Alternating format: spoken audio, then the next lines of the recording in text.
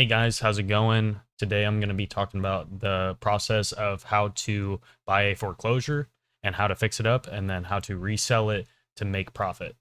So, first things first, we're going to talk about what is a foreclosure. It is basically any home that someone, the owner of the house, actually miss payments, and typically that's on mortgage. So, whenever your mortgage payment comes up and they fail to make payment multiple times, typically it will go to that foreclosure. Typically, it will go to the bank taking ownership on this, and that's where we see foreclosures happening because they auction off the house again because due to non-payment, they are not going to own the house anymore because they had it on a lien or a mortgage. So the first thing is you have to understand that there's multiple types of foreclosures. There's three different types, which the most risky and also the most profitable would be the auction type. So basically, you don't pay and they set it to auction. Everybody comes out, or however they do that. Uh, Everybody comes out and they have a bidding war, auction, highest bidder wins, and then you accumulate the property. And typically you have to do a auction style in cash. You have to do it kind of right away. You have to give like 5 to 10% property or down payment on the property. You have to do that very, very quickly. I think it's like within 24 hours or something like that. And after that, then they actually require more within like a week or something like that. I think it was like 72 hours. Uh, they require actual financing and stuff like that. Typically, you cannot finance through a bank unless you have done it already prior to this. And then if you already did the loan and everything, and you have the cash in hand, then maybe that's possible. But most of the time, they were looking for cash buyers. So that's the first type, is the auction type. The second one would actually be REO, which is when the bank owns it. So when the bank owns it, it's already went to auction and it failed to be sold. So now that it's owned by the bank and they're selling it kind of on their own. So typically this is like, it's going to be at a higher price, but you can just talk to the banks directly. You can go visit it. You can do all these things. You can get a lot more background information on this house whenever it's on bank owned REO than whenever it's auction, because auction, you can't go inside. You can't inspect it. You can't do all these things. I mean, yes, you can look at the property on Zillow or anything like that and realize, oh, okay, it's up there. The auction hasn't happened. Let's look into the title and things like that. But we'll get into that later. And then the next one would be pre-foreclosure. Typically, this is the first type because it's before it even goes to foreclosure. This is when the homeowner is behind on the payments, but they still own the house. It hasn't been taken from them. So you can actually talk to the property owner and see if they're willing to work with you and then actually buy it from them. Usually you can get kind of a discount on that, but not as much as the auction typically. So first off, let's just talk about how we're gonna go about the whole process. So the first step would be go to Zillow or Realtor or whatever website you want, and you're gonna find properties that you like. And I recommend looking for something that has 2 or 3 bedrooms or 2 or 3 bathrooms, because that's the hardest thing. Two is great. And then after that, you want to have enough space where you could probably get about 4 to 5 bedrooms in there. If you have to move some things around or whatever, do some small remodeling, that's fine, not a big deal. But that's typically what I want to do, is where I want to make sure there's 2 bathrooms, because that's a very easy sell for college students or renting out or anything like that. I mean, if you're going to resell it, doesn't matter that much, but typically the more bedrooms, more bathrooms, the better, right? So with these foreclosures, you're getting a huge discount on it. I mean, if you just bought it off the market, you're looking at a house that's $150,000 that you can get for potentially 40 to 60,000, and then fix it up for 20 grand and then sell it for the 150. So that's the whole idea here, is we're trying to make profit just from a foreclosure standpoint, and then putting a little bit of effort into it, fixing the kitchen up, fixing the cabinets, changing a little bit of layout, and then maybe messing with the bedrooms a little bit. It depends. And then maybe even adding a second shower or something like that. And then probably $20 to $30,000 worth of work. Put it all in yourself, unless it's like major issues like electrical. Obviously, hire a contractor for that. But try to do as much as you can so you save on labor costs. And then resell the house, and hopefully you can make 60K profit or something like that. And then you have that cash option to go to the auctions, and then boom, boom, boom, you get a house very quickly because you have it all in cash, and then you can just keep doing that over and over and keep securing $60,000 worth of cash every 6 months to a year. So the next thing is you need to secure financing. So that would be like pre-foreclosures and REOs. They may qualify for traditional loans. Typically, auctions do not allow you to do that unless you are very early and you talk to the bank and you say, "Hey, I don't know if I'm going to win this.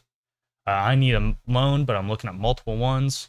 They might be able to do that, but I mean, it's very unlikely. So the next step would be analyze the deal, and you need to calculate basically the risk reward. Okay, so how much am I willing to auction to is how much am I willing to pay? Okay, $40,000 is my max budget. Okay, how much are you thinking about repair costs? I mean, with an auction, you can't see what's inside really.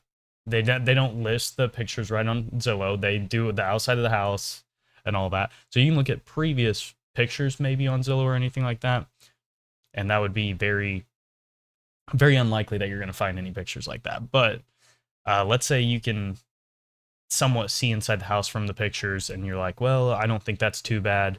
That's where the risk comes in because you don't know what's inside these auctions. You really don't know if there's going to be knob and tube wiring in there. I mean, obviously, I don't think they can by state law. They can do that, but let's say there's something horrible in there that you see, you didn't know about, and you paid $40,000 for the house, and now it's $100,000 in renovations. That's a little bit of a problem with the auction foreclosure style. So definitely want to analyze your risk to reward, the repair value, the after repair value is a big thing. Is how much do you think you can sell it for? So try to find things similar in that area, and anything that is right next to it, try to go in the same neighborhood, same baths, same beds. Try to kind of balance it out and be like, okay, there's multiple around them selling for 150. I can probably get this for 40,000, and then repair costs, maybe I can throw in another 40,000 and still make probably a $70,000 profit. If they're all selling for 150 and that's like 80 grand total cost, that's really not bad. You could profit 70K very quickly. I mean, you'll lose some when you sell it, right? Because it's like 6% both ways. You'll have to pay, or 6% total closing costs. So that'd be 3%, 3%. So for each agent, unless you sold it directly. So you're going to be losing costs on that. So you have to calculate that. There's also holding costs and taxes. And then another big thing that people don't talk about is what if the lien carries over? I mean, it depends on the state. Sometimes it can, sometimes it can't. But the lien or the mortgage can sometimes carry over, and that's the really scary part, because what if someone still owes $50,000 on the house, and then now you have to pay that? I mean, you sometimes don't know that going into the auction unless you've searched it up in public records, property records, or went to the county office and actually went to these offices and asked about it. So you wouldn't know, and sometimes you even have to pay like $150 for a report. So that's something you have to be very careful about. The lien, if the lien is still active, will it be carried over to you? Property taxes, is there any balance due on property taxes? You'll have to pay that as well. And then the utilities, is there utilities still in the house? And that will be carried over. Whoever owns the house will have to pay the utilities whenever you purchase that by auction. So those are huge things that can really limit you and not really know, oh, I didn't know that was a cost, and then now you're missing out on, I mean, you might still be able to break even sometimes, but what if that mortgage is $100,000 and you're required to pay $100,000? You can go negative very quickly. So if you have the opportunity to inspect, let's say you are doing REO or a pre-foreclosure, absolutely get an inspection. It's about $450 to $500. Never assume that the repairs are going to be minor. Have the inspection, check that out. If you've done this before, then you can do the auction style, but it's not recommended. And then I would always run a full title search to uncover liens, taxes, HOA fees, any judgments on the properties. I mean, I would absolutely double check all of that information. And then what to avoid. I would avoid trying to ignore liens and the back taxes. You can always underestimate repair costs. That's a big problem because you think, oh, it's only going to be 20,000, and then the contractor bills you for 15 grand and you did 30 grand worth of work. Now you're losing out on $5,000 that really you need in that profit margin to keep doing this consistently. So don't forget that you can also have eviction cost, because people can still live in it, especially on a pre-foreclosure. They could still be living in it. It could be hard to get them out. Could be eviction costs. A lot of things could pop up. These hidden costs can really make this or break this for you. So I would not recommend doing an auction as a beginner. I would start with an REO and see how the process goes, even if you are less profitable, because an REO, the bank-owned version, you're actually going to have a little bit of a markup. The bank knows that the value is higher than what the auction will give you, and it's already failed to go to auction. So sometimes you see about a 10-15% increase on these REO properties. So that's the main things that I wanted to talk about. Is there's 3 main types. As a beginner, I would not do the auctions, but there is those hidden costs. So run through those hidden costs. Make sure you set money aside for those, and realistically have a budget set out beforehand and know what you can spend on the auctions and what you can spend on the repair cost just to make everything affordable. So if you have any questions, please put some comments in there and I will respond to those. I respond pretty quickly. And then I'm trying to get this channel growing, so please like and subscribe. That would really help me. And yeah, I will see you next time. Thanks.